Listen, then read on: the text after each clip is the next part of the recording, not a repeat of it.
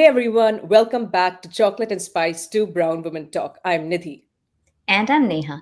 Today we are diving into a conversation that's close to our hearts, literally. We're talking with our little cousin Divya, who's 22 now. Divya was born and brought up in the US, making her a first generation Indian American. And today we're discussing challenges and fun growing up as first generation Indian American. Sounds great, so let's just dive in. Divya, you have grown up navigating both American and Indian cultures. How does that feel? For example, when you are at home versus with friends at school, do you feel like you are switching between different versions of yourself? Or do you ever feel you are too American or some spaces are too Indian for you? Absolutely. I feel like the way that I think about it is like I definitely had a sort of transition in my life where I think when I was younger, like elementary, middle school, I definitely felt that I was not American enough because I think that's the age that you're sort of like much more influenced by what's happening at home and parents. And then you're kind of starting school. And at that age, probably like there's a lot of bullying happening, or you're kind of trying to find friends for the first time, or you're navigating that social American space for the first time. So I think that I vividly remember sort of it felt that you're kind of always out of the loop. Like it's the same feeling as if like um, some movie or some show is trending, and it feels that everybody has watched it and you haven't, and you have like no idea what they're talking about. I definitely have memories of that. And then I feel as I got older, kind of like probably middle school, high school, college, um, I kind of like started to embrace the fact that I am Indian and that is who I am, and I can't, and I'm proud of that. And so I started to be in more Indian spaces, and just in general in California, there's a huge brown population. So just being around brown people was not that hard to do. I definitely took some initiative, but then I'm in those spaces and now I'm not feeling brown enough. So I remember like then I'm experiencing the same thing in those spaces where they've watched every Bollywood movie, they have them completely memorized. Um, they're like fluent in Hindi or whichever language they're speaking at home. And I'm having that ABCD experience where like I don't know, uh, I'm not able to kind of keep up, or like I don't know what's going on. So I feel like I had those two experiences in kind of different areas of my life. Um, and I do definitely a thing that helped was just having friends that felt the same way, even if they weren't brown, just them being American and their parents being immigrants from somewhere else, um, realizing that it's sort of like normal to feel in between the worlds, and having people that felt the same way like definitely helped. Um, and yeah, even to this day, I kind of, it depends what space I'm in. I definitely probably do the code switching thing where I'm kind of leaning more towards what I know and which culture I feel is best fit in the environment, and just kind of navigating each space as I go. And I think one thing about me is I do, I understand that to grow you have to be uncomfortable. And so I think my new normal right now is just always feeling that I don't fully belong, and that's okay, and just embracing that. And I think that's where I'm at right now. Mhm. And we'll see where that goes as I get older and older. All right. Oh Yeah, my so that gosh. means, yeah, that Sorry, I was just going to say such an amazing answer. So much to learn from this. the wisdom. You are truly wise beyond your age. Aw, thank you.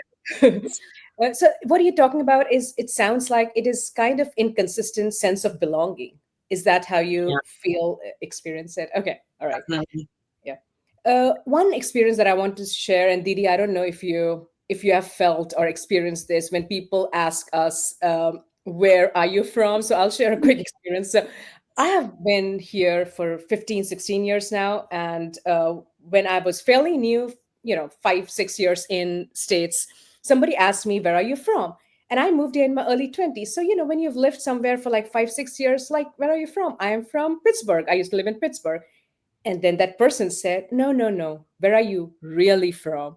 And Mm, clearly my accent doesn't sound like I'm from America. And that And I was young at that time, and I'd never thought of it that way. And the way the person said it, where are you really from, kind of said that, oh, you probably don't belong here. I don't know, maybe it was my insecurity, but that question made such a deep impact on me. Now I'm a grown woman with a married with a child, and I'm confident. I have no issues with like self-worth. Even now when somebody asks me, where are you from, I say I live in Austin, Texas. I Mm. never say I am from. And then I kind of judge if the person is actually asking for which country, and then say, I live in Austin, Texas. I am from India. But I never gave the same answer the way I said when I was like naive and I said, I am from this place. Mm. So, yeah, I mean, I just wanted to share. That's how I feel. I don't know if you have Yeah, experience. so many times. And at this point, like, I very confidently say, well, I'm from California. I'll give it an interesting example. So I'd gone to um, UK, Scotland recently, and there somebody met me and they're like, where are you from? And I mean, it automatically comes to, like, I've been living here for so long. I just said, I'm from California. And they looked at me like, oh, I thought you would be from somewhere in South Asia. And I'm like, yeah, I mean, definitely I'm from India, but I live in California. And then, of course, in the US also it happens. Also, it happens when you meet a lot of Indians, like they Mhm. will automatically assume you from India, which is totally fair. And like even yesterday, I was in a shop and there was an Indian person. I was chatting with them, and they're like, "Where are you from?" And I said, "Well, I've been living here for over 2 decades, but I am from this state in Mhm. India." So, uh, yeah, I feel like at this point, I feel totally okay. I'm from the US. I was born and brought up in India, and both countries like are amazing, and I just go with the flow there. So I don't know, like Divya, if you faced similar questions and how you answer that. Definitely, like, I get asked that a lot, and I feel also when I'm meeting, brown people and they're asking me that question, um, my I mean, you guys know, but for the audience, my dad is from North India and my mom is from South India. So that's like an extra sentence that I have to share where they're like, "Okay, so that's why you look this way." I'll always get a comment like that of like, "Oh, okay. I mean, I would have thought this." And I think also as I've gotten older, maybe my face is changing and I'm looking different. And I feel like that piece oddly, like there's definitely a side note, but like that piece oddly of like people trying to place where from India I'm from has always kind of like stuck with me where I'm like, that's interesting. Like 3 times in a row, they've thought that I'm not from the South at all. And then one time this. So that's always been interesting because I don't know what that means. Because my sister also, I have one younger sister. Me and her do not look alike at all. So like to me in my head, I have no idea which feature is north and south and what they're picking up. So that is additionally something like a sort of like a third part of that question that always kind of confuses me of how to answer it. But I always do the same thing where I'm like, I'm fully Californian. Like I have always been here. I It never makes sense for me for the answer to be like I'm from India because I have only been there like I think 2 or 3 times when I was younger. So that naturally I have to say I'm from California, I'm from the Bay Area, I'm from the States, and they're never satisfied with that answer, of course. And so to me it's almost like I feel like it's a something about the question has always sounded uncomfortable, and I could not place like what is wrong about them asking the question. Nothing wrong about them asking, but it's sort of like odd for me to say that I'm from India when I have much less connection to that place. Um, so yeah, it's always like it's a interesting conversation, and I feel like I end up learning more about what information they're trying to get out of me than it is, anything past that. But yeah. It's amazing. I Yeah, I mean, think it's you're such a always different problem context. solving. What do Yeah. they want to get out? So, Yeah. Yeah, yeah, yeah. That's amazing. Just moving on to thinking about how we grew up in families here, especially you were born and brought up here. So you probably understand the American systems better than your parents did in some ways. And what's it like being a translator for them? Of the language probably, but also of the culture. And also, like, what's the most significant cultural difference that you've helped your family navigate here? Mm. That's a good question. I think being the first child is just tricky in that way because um, I also don't understand things the first time. Like, I'm also learning them. Like, I don't feel like I'm experienced enough to explain anything to my parents, especially as a child, like growing up. So it is sort of like you just feel like you're unqualified for the role of translator your whole life because you're also translating the cultural difference in real time and then trying to explain it to people. And I think maybe the most difficult, or maybe the one that comes to mind first, is just like the difference in like the social life or like sort of the maybe better the balance between academics and social life when you're studying, because I think that's the one that just was the most difficult for me to navigate. Where um, obviously, like a lot of my friends that I was making in school, it was very kind of like normal in American culture to like just hang out after school, as kind of spontaneously, or like all the birthday parties, sleepovers, just kind of going to the mall like unsupervised. Like that was all very normal for like the that I was hanging out with at school. But to me, I felt like I was a criminal if I asked my parents permission to go do that. Like I felt like I was like, um, I knew that I shouldn't even ask the question. Like I felt guilty even asking permission, because A, like the answer is no, and then B, you're gonna stress them out.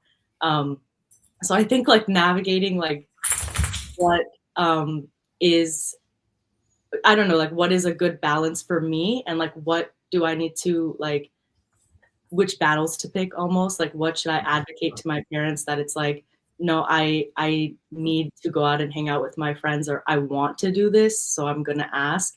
And then when to be like, I think the answer is gonna be no, like I'm just not even gonna worry about it. And on top of that, it's like just I think you feel that you're disappointing your like American side, and you're sort of disappointing your friends a lot by always being the friend that has to say no, or like don't even invite me because I don't think I can do that. You kind of feel like you are either disappointing your parents by asking permission and stressing them out about it, or you feel like you're disappointing your friends by like not being able to show up to a birthday party, or to them that's an important event, and kind of not being able to invest in the friendship as much. So I feel like that one kind of translating that's sort of normal, or that's like like nourishing those friendships in that way is something that I feel that I am supposed to do. Trying to explain that was probably the most difficult thing. um yeah, and probably much more, but I think that's the one that was the hardest for me. Yeah, no, totally understand. As you know, Aryan, my son is also similar in a similar situation, so I'm sure he's been struck with us similar issues as you.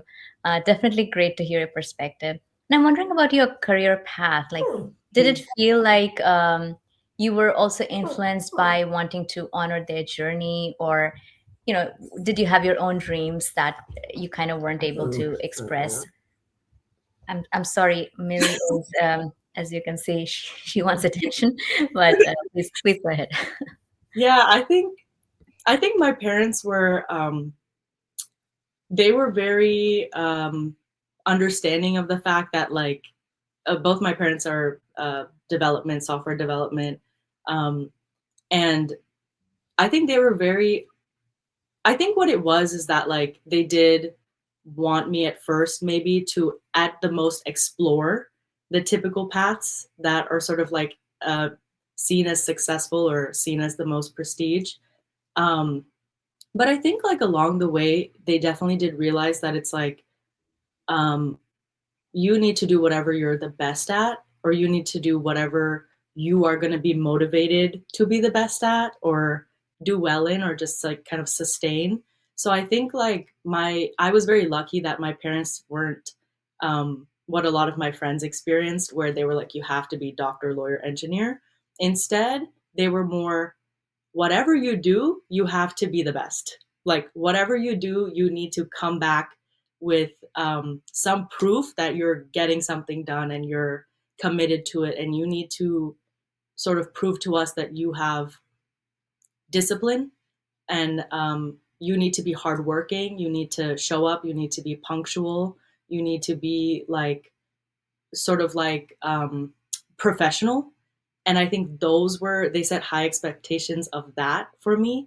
My mom, like my sister, when she hears this, she's gonna laugh, but my mom always wanted me to be a leader.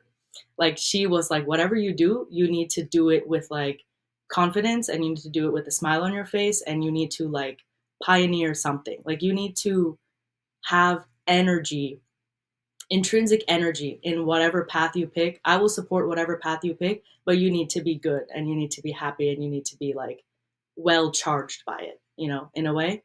And so that was very lucky. Like I just had very good cards there.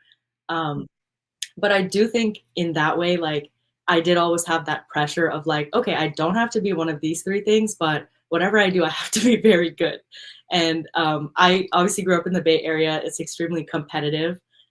Everybody is trying to go to an Ivy League college.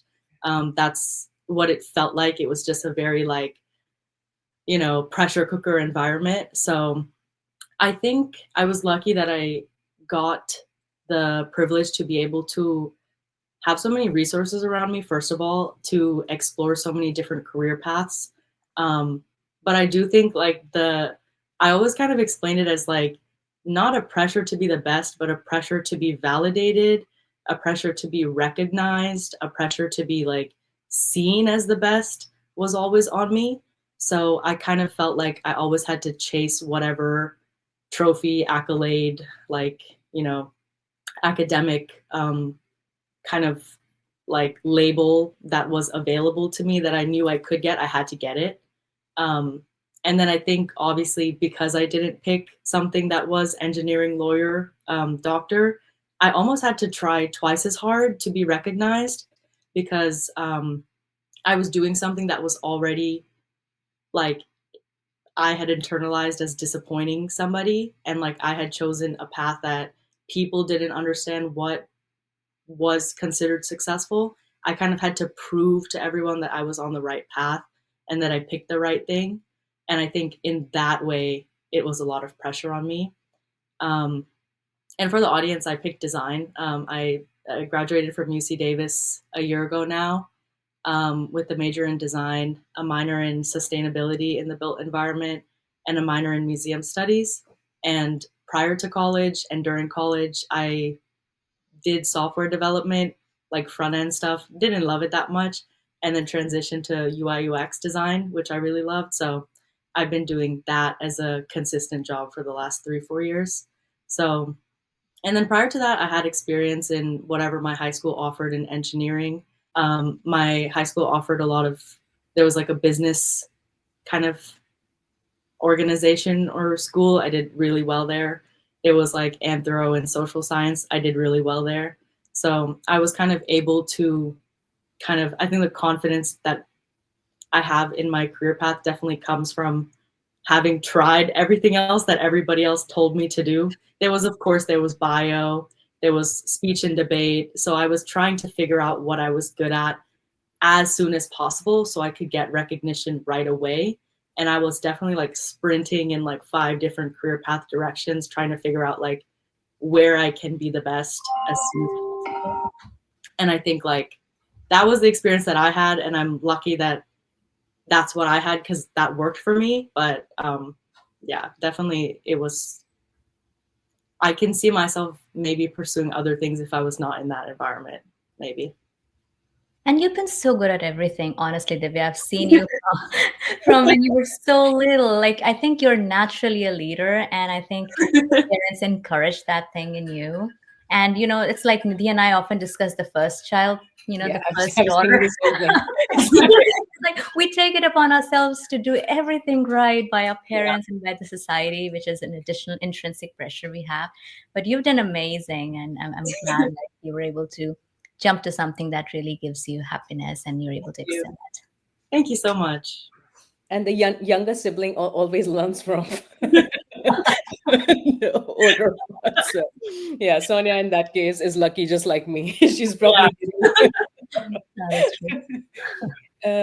Yeah, that was amazing. Yeah, Divya, you're doing great. I mean, we have seen you, from the time you were little, and apart from being a good leader, you're also very kind, and Oh, that is what we have seen in your journey. You have so much empathy. You're so kind. You lead with empathy. So that's amazing. Yeah. thank you. Thank you so much. All right, so I am going in a different direction. I think you've covered a little portion of what my next question is going to be. So you are first in your family to experience many things like American high school, dating culture, college applications. What's it like having a family roadmap for these experiences? Oof. Um, yeah, I think it's hard.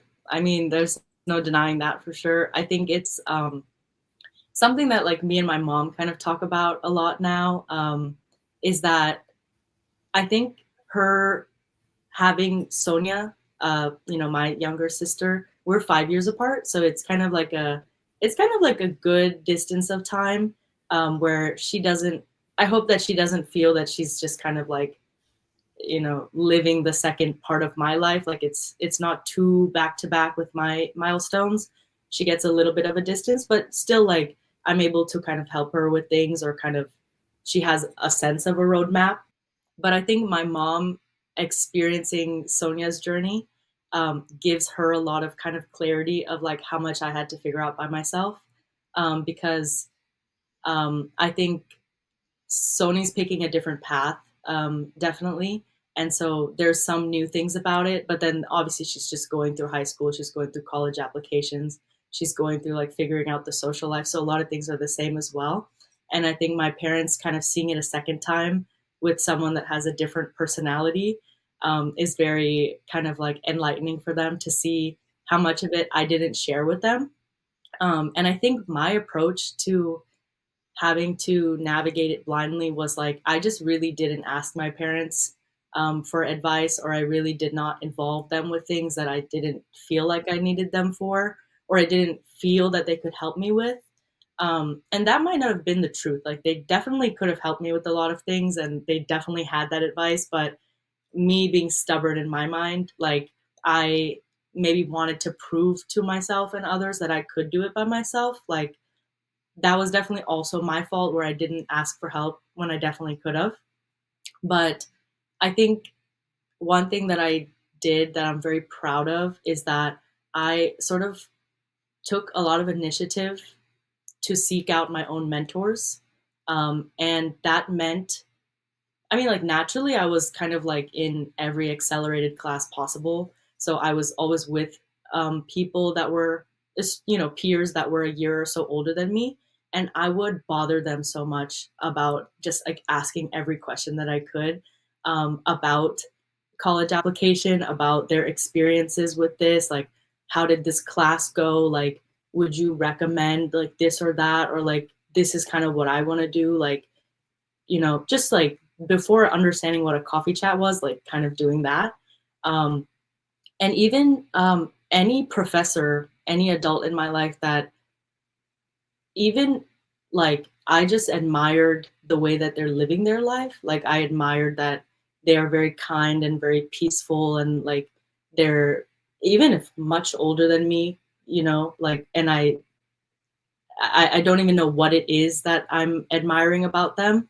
Just kind of building some kind of, relationship with them to kind of understand a little bit of like what they went through, and just having them as some pool of wisdom, I think was very helpful for me. And in a way, I guess I was forced to, but it taught me the skill of like being selective about what my influences are, because I think especially as like a young person, but then navigating a life that you don't have an example set for you, I think it taught me that I'm allowed to like look at how an adult is living their life and not want to do that, and remove them as an influence mentally. And it is my responsibility to pick out where I want to learn from and what I want to be influenced by. And it's not always just the people in my life. It's also like the movies I'm watching and the social media accounts I'm following and the friends that I'm making in my life. Like it taught me very early in my life that it is my responsibility to keep myself in the right environment to move in the direction that I want to go.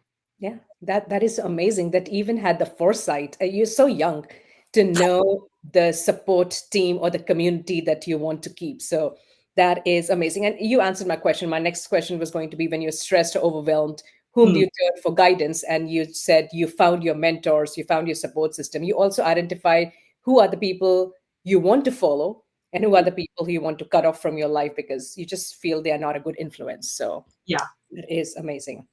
One other sensitive question that I have for you is, have you ever felt like you couldn't share certain struggles with your parents because they wouldn't understand your context? definitely. I think there's probably a lot of things today that I am not sharing with them. And honestly, it's not even because I feel that they wouldn't understand or they would judge me or like anything like that. I don't even think that's the case anymore. I think it's kind of connected to my previous answer where it's not a habit for me to share anything with them because when I was growing up I didn't. So now it's not natural for me to go to them for advice. Um, and I only really understood how I only really realized that I wasn't doing that after kind of making friends with people that are closer to their parents or that do rely on their parents for like advice and more of a friendship. Um, I didn't even realize that that's a thing that I could do, honestly. Um, and so I think for a lot of people, it's they're not going to their parents because of they feel they won't understand or they feel they'll feel some judgment, which is fair. But I think for me, it's just not a habit. Like I didn't build that. I didn't. It's my fault. Like I didn't build that relationship with my parents. So now I just feel uncomfortable going and telling them anything or asking for help. I think in general, I'm very bad at asking for help. So it's like especially difficult almost to go to the two people that have watched you your whole life and like the advice will be spot on. And I think in a stubbornness I almost don't want to hear something if it's not if I think that it will contradict what I think. Like I think it's a lot of it is just me um having to kind of like unlearn and relearn um what my support system could be, because it was probably the truth, in my like early teenage years that my parents don't like understand the American system or culture, and so maybe they were not helpful. But now it's not the truth. Like now I'm in the corporate world. Like these are probably the best people I could ask for advice, and it's just not like natural. It's a little bit difficult for me. So it's something that I'm working on, like trying to, in general, ask for more help. And it starts with identifying it within myself.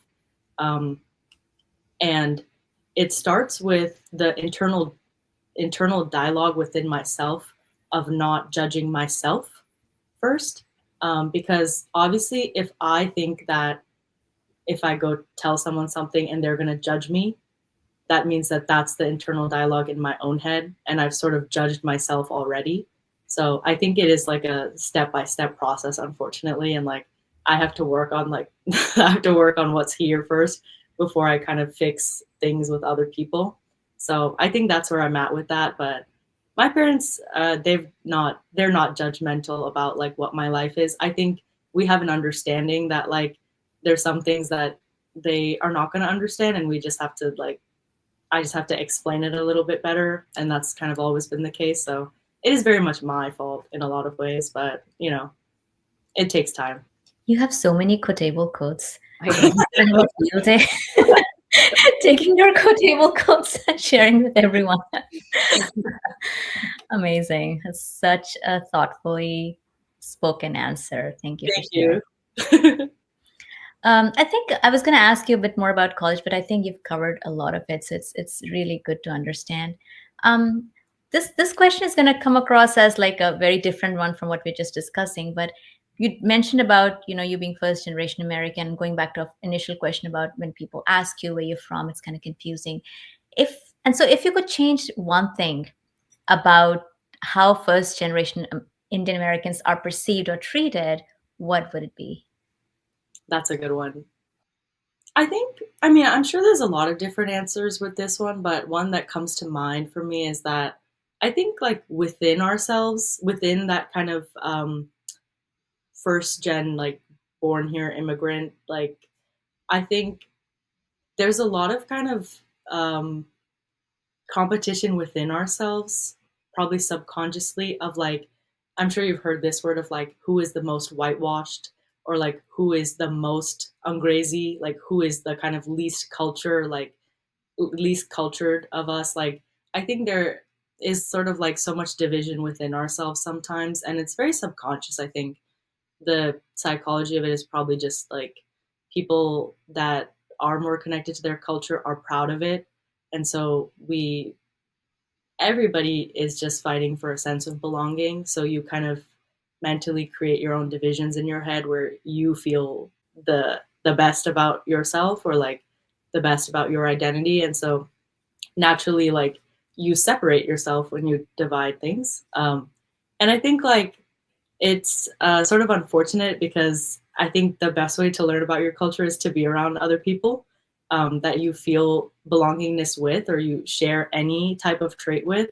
So I think I've seen that a lot in college and just like young spaces. And that was kind of one of the places where I was like, it was a learning experience for me, because I was like, okay, I'm like around brown people and I should be feeling better, but I'm not. Like, I'm feeling like now I'm too American, like, what's going on? And, it just takes some time to find the space that's correct for you, because since moving to Sacramento, and just like it, the experience of having to sort of feel like you're restarting your life, by moving to a new place and post grad and the first like 9 to 5 job, like, it's a lot of it. It is like feels like a fresh slate, even if it's not.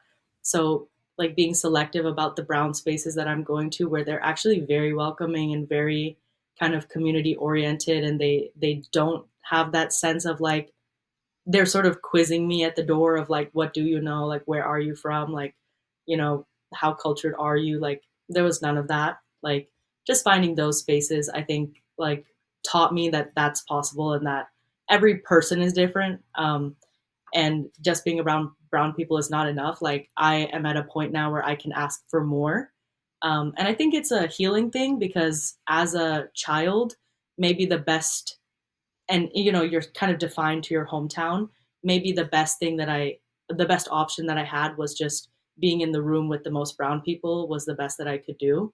But now, as an adult that is completely mobile and free to pick what spaces I'm in, I can now ask for more. I can now ask for a space where I fully feel comfortable, welcome, and authentic. And so life is just trial and error. Everything is trial and error. And like, the sense of belonging is going to change, based on every room that you're in. And it's just about, I guess, like, not giving up and not settling, and like being honest with myself about what my feelings are in the room, and like addressing any discomfort that I'm feeling.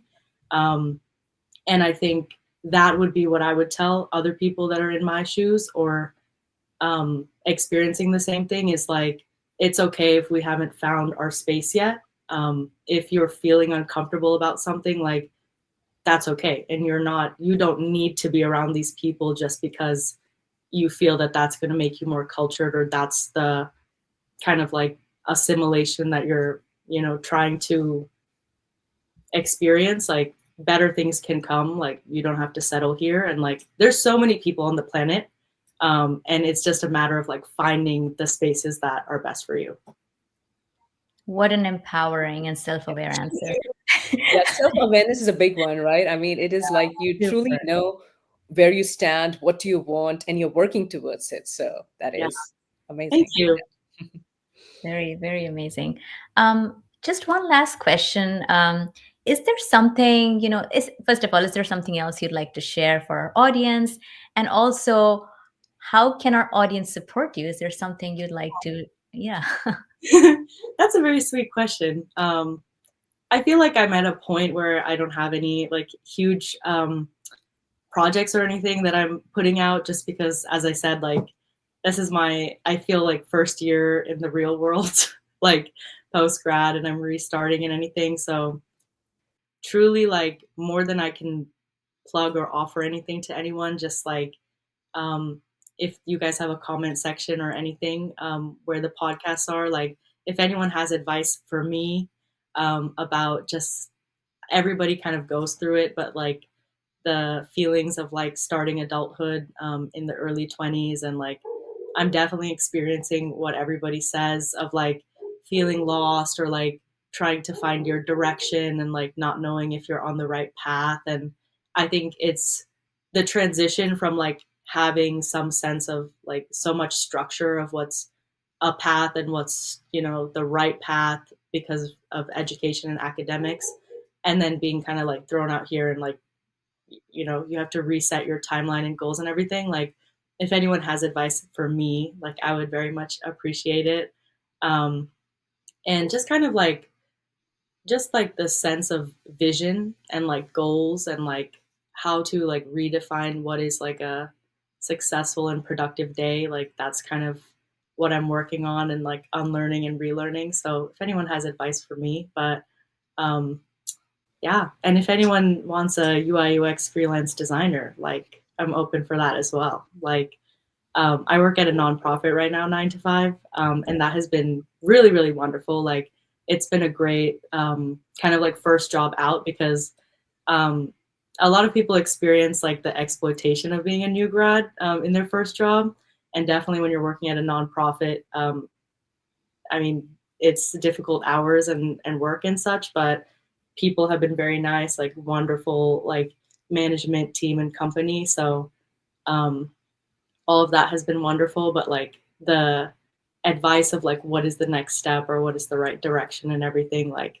that is definitely something I am thinking about every day. And I graduated from UC Davis. A lot of the biggest kind of projects and spaces that I've created were organizations at UC Davis. So if anyone is headed there soon or um, kind of like interested in that school or at that school right now, like happy to talk about it. Like I definitely feel very proud of the leadership positions that I held at UC Davis. I was able to found my own organization, um, which is just like a student-led club where we work on a lot of social justice projects. And it's very like people first, position second, which I always say, where we interview people and we understand their interests and like what is intrinsically driving them, regardless of your major, regardless of your career path. We bring everyone together and then we kind of allow them to, the freedom to create their own projects. And the essence of it is to intersect research and art and design and technology, and to center like data driven research at the beginning. And a lot of it has been kind of relearning what good research is and centering like a human centered design and a user centric research. And a lot of it is kind of like teaching our cohort and reminding us that research that's out there right now is not good enough because it has not included a sample size outside of like a white middle-aged male. And so kind of redoing a lot of research to be able to redirect the outcome of our projects. Some of the projects we did were art exhibitions, short films, websites, educational hubs. We painted a drum as like an art installation, like so many wonderful things. So if anyone is looking for things like that or spaces like that, like that's the kind of work that I do and I hope to do for the rest of my life or as long as life lets me. So yeah, happy to chat about anything like that or share more about that as well. Sure. We will make sure we get all the information and we'll have it in the show notes in the blog, Divya, so it'll be easily accessible by you. But thank you so much for sharing your story with us and being so honest, sharing all the complexity and joy of growing up as a first American, first generation American. Yeah, and what struck me the most is how you're not just surviving the two worlds, you're actually really thriving and creating bridges. And like you've taught us, like I'm sure Nidhi as well, like you've taught us so much, very, very thoughtfully spoken. And for anyone who is listening and who sees themselves in Divya's story, whether you're a first gen, second gen, or supporting someone who is, remember that your experience is valid, your struggles are real, and your resilience is remarkable. Thank you, as usual, for listening to Chocolate and Spice to Brown Women Talk. You can find us on Spotify, Apple Podcasts, YouTube, or wherever you listen. Visit our website at chocolateandspicetalk.com for show notes and more conversations like this one. And as always, we love hearing from you. So please share your stories with us at hello@chocolateandspicetalk.com or DM us on Instagram. Your voice matters and your story certainly deserves to be heard. Take care of yourself and see you next week. Bye. Bye. Thanks, Divya. Thank you. Thank you.